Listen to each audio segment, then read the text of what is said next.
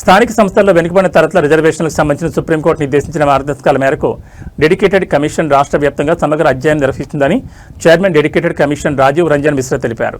శుక్రవారం స్థానిక కలెక్టరేట్లోని సమావేశ మందిరంలో బీసీ సంక్షేమ శాఖ ఆధ్వర్యంలో స్థానిక సంస్థలు వెనుకబడిన తరగతుల రిజర్వేషన్లపై అధ్యయనం స్వీకరణకు సంబంధించి chairman dedicated commission Rajiv Ranjan Mishra, జిల్లా collector S Venkateshwar, joint collector R Govindarao, DRO Narasimhulu, జిల్లా బీసీ సంక్షేమ శాఖ అధికారి భరత్ కుమార్ రెడ్డితో కలిసి సమీక్ష సమావేశంలో పాల్గొన్నారు. చైర్మన్ డెడికేటెడ్ కమిషన్ మాట్లాడుతూ స్థానిక సంస్థల్లో వెనుకబడిన తరగతులు రిజర్వేషన్లకు సంబంధించి సుప్రీంకోర్టు నిర్దేశించిన మార్గదర్శకాల మేరకు డెడికేటెడ్ కమిషన్ రాష్ట్ర వ్యాప్తంగా సమగ్ర అధ్యయనం నిర్వహిస్తుందని తెలిపారు. కమిషన్ ప్రధాన ఉద్దేశం వెనుకబడిన తరగతుల వారి అభిప్రాయాలు, సమస్యలు, సూచనలు మరియు వినతులు స్వీకరించి వాటిని క్షుణ్ణంగా పరిశీలించి సమగ్ర నివేదికను రూపొందించడం జరుగుతుందని తెలిపారు. సుప్రీంకోర్టు ఆదేశాల మేరకు ఏర్పాటు చేసిన డెడికేటెడ్ కమిషన్ విధానాలు అనుసరిస్తుందన్నారు. వాస్తవ ఆధారాలతో కూడిన సమాచార సేకరణ అత్యంత ముఖ్యమన్నారు. గడిచిపోయిన పరిస్థితుల ఆధారంగా కాకుండా ప్రస్తుత పరిస్థితులను ప్రతిబింబించే సమాచారాన్ని స్వీకరించేందుకు జిల్లా, మండల, మున్సిపాలిటీ స్థాయిలో విస్తృత పర్యటనలు కమిషన్ నిర్వహిస్తుందని తెలిపారు.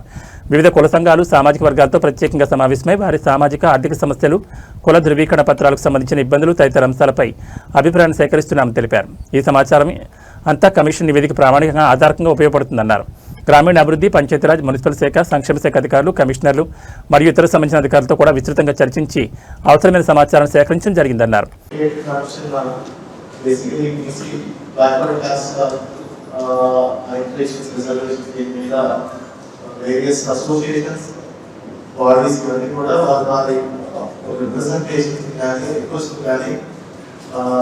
కమిషన్ ముందు వాటిని కన్సల్ట్ చేసి పరిగణలోకి తీసుకొని గవర్నమెంట్ కూడా అన్ని జిల్లాల నుంచి రిపోర్ట్ తయారు చేసి సార్ గవర్నమెంట్ నివేదించుకున్నారు.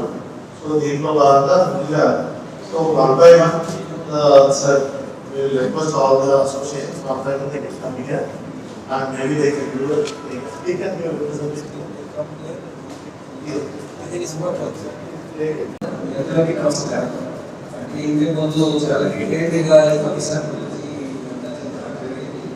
ముఖ్యంగా ఇక్కడ వచ్చారంటే ఇక్కడ ఉన్న బీసీసీ అసోసియేషన్స్ కానీ ఏదైనా ఈ కమిషన్ గురించి ఏదైనా ఉంటే వాళ్ళు ఎంత ఆలోచించి ఒక రిపోర్ట్ తయారు చేయడం ఈ ఆఫీసర్స్ కూడా కొన్ని ఐటమ్స్ తర్వాత మాట్లాడతారు. కొన్ని ఇష్యూస్ ఉన్నాయి. ముఖ్యంగా ఇక్కడ ఈ ఎడ్యుకేట్ కమిషన్ సెటప్ చేసేటప్పుడు సుప్రీం కోర్టు రాష్ట్రం ప్రకారంగా జరిగింది. దానివల్ల ఇప్పుడు టెస్ట్ పెట్టారు. 3 టెస్ట్ అంటే ఫస్ట్ టెస్ట్ అంటే ఒక సెపరేట్ గా ఎడ్యుకేటెడ్ ఒక కమిషన్ ఉండాలి. అది కూడా చూసుకొని ఇంపీరియల్ గా రేడియా చూసుకొని imperial and contemporaries to what's in that order.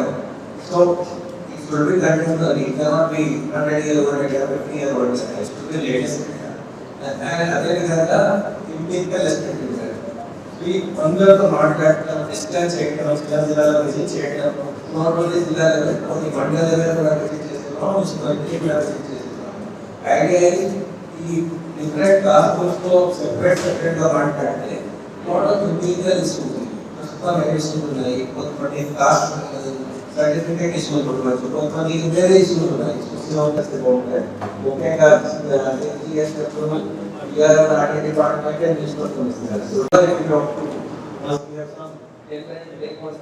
ఇది ఒక గొప్ప అవకాశం.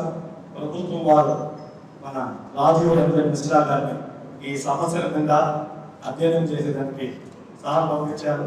సార్ కూడా రాష్ట్ర వ్యాప్తంగా అన్ని జిల్లాల్లో పర్యటిస్తూ స్థానిక సంస్థల్లో బీసీల రిజర్వేషన్ గురించి, అదేవిధంగా బీసీ కులాల్లో ఉన్న సమస్యల గురించి అధ్యయనం చేసి దాన్ని ప్రభుత్వం వారికి ఒక రిపోర్ట్ రూపంలో ఇస్తారు.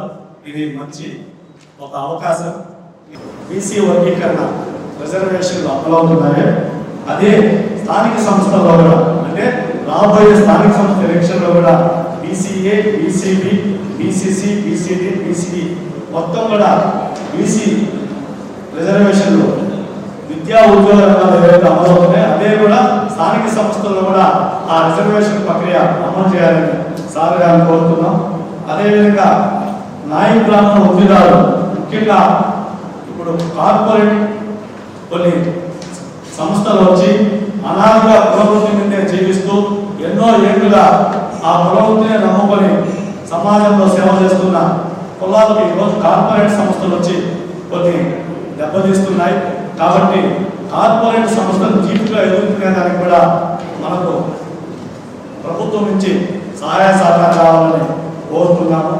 అదేవిధంగా ఏవైతే ఇప్పుడు ఈ ఆధునిక ప్రపంచంలో అంటే నాయకుల వృత్తిదారులకు ఒక స్కిల్ డెవలప్మెంట్ వృత్తి నైపుణ్య శిక్షణ కేంద్రాలు కనీసం రాష్ట్రంలో ఒక పైలట్ ప్రాజెక్ట్గా విజయవాడ, విశాఖపట్నం, తిరుపతిలో 3 ప్రాంతాల్లో స్కిల్ డెవలప్మెంట్ సెంటర్స్ పెడితే అవి మా కమ్యూనిటీ వాళ్ళకి చాలా ఉపయోగపడతాయి సార్.